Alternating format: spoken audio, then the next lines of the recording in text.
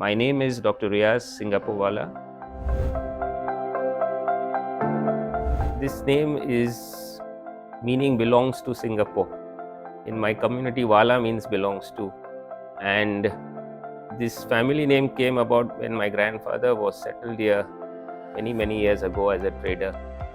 And later on, after the Second World War, he moved over back to India because a lot of his business was destroyed. And when he went back, people started associating himself as Singapore because he came from Singapore.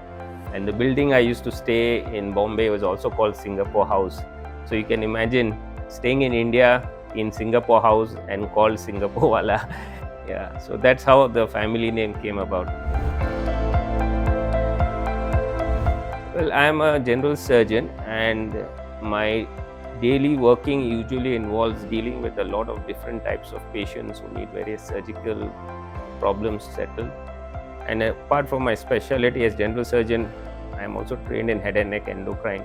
So we usually deal with these sort of patients who have thyroid problems, abdominal discomfort and other problems. But it is a very unique discipline because every day we see very different sort of cases. I personally feel it is a calling. A lot of people go and do medicine, but everybody doesn't become a surgeon. You realize very early in your career as a doctor whether you want to do something with your hands or you want to stay away from blood and gore and do a profession which is more like lifestyle surgery.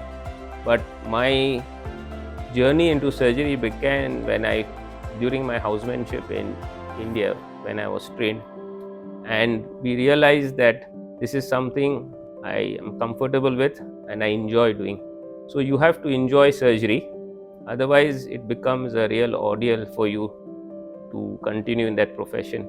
It has lots of ups and downs and it requires a lot of support from your family members and loved ones because there are lots of sacrifices which have to be made. This happened when I was in Singapore, but my background training in head and neck cancer when I was in India did help me. At that time when I was in Alexandra Hospital, the head of department was Professor Kenneth Mark, who is now currently the Director of Medical Services in Singapore. And we were planning to start this service in the Khoo Teck Puat Hospital. We didn't have an endocrine head and neck surgeon that time. And then he pushed me into this branch because he felt that with my background and training, it would be a very natural progression for me to set up and do the endocrine surgery work in Khoo Teck Puat. So that's how we started this service when I came back from my training abroad. Well, the most rewarding thing is to see the smile on your patient's face after you've operated them. And especially for thyroid patients, it is when they say thank you and their voice is normal, because that's the key for a successful thyroid operation. In today's environment, surgery has become more and more challenging because you see the learning curve which every surgeon has its own pitfalls. But the pressures that we face now as surgeons is that we cannot make complications, or complications should not be made. So it's almost like trying to tell a child, you have to learn to walk, but you should not fall down. Now, how is that possible? So this is a continuous challenge that we face to train the future generations. My goals for future is to continue striving to provide a high quality medical care and advice to my patients, and that too with some compassion and empathy.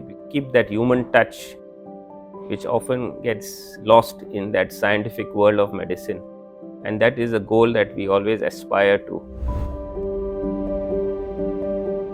It's something which one of my mentors in India told me, that no matter how big a surgeon you become, always remember this prayer. It is a medical prayer which is written by Sir Robert Hutchison, and it is even relevant today, although it was written in the 1800s. And it goes as this: from inability to live well alone, from too much zeal for what is new and contempt for what is old, from putting knowledge before wisdom, cleverness before common sense, and science before art, and making the treatment of the patient more dangerous than its endurance. Good Lord, deliver us. So, this is something which I always keep in mind every day when I deal with my patients.